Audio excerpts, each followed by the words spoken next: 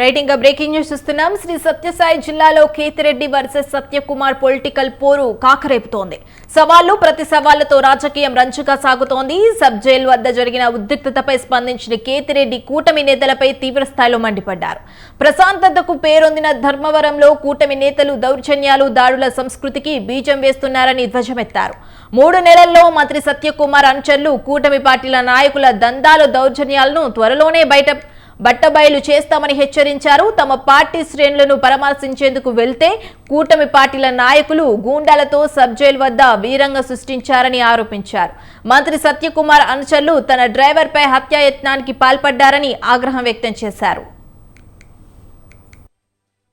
చూస్తే వారం రోజుల కిందట వెంకటగారపల్లి ఆ గ్రామంలో వైసీపీ వారికి అక్కడున్న టీడీపీ వారికి ఒక ఘర్షణ జరిగింది. ఆ ఘర్షణకు మూలం ఏంటంటే చిన్న గొడవ జరుపుకున్నారు, మాట అనుకున్నారని పోలీస్ స్టేషన్లకు ఇరువురు గ్రూపుల్ని రమ్మని చెప్పినారు.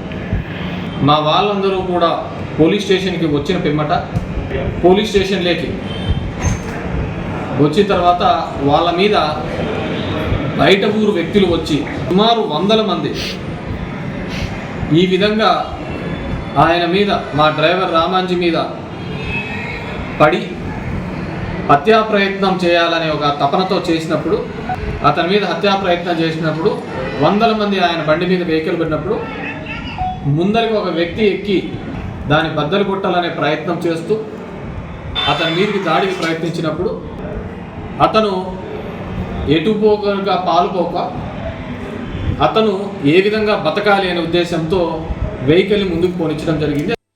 ఈరోజు సంఘటన చూస్తే వారం రోజుల కిందట వెంకట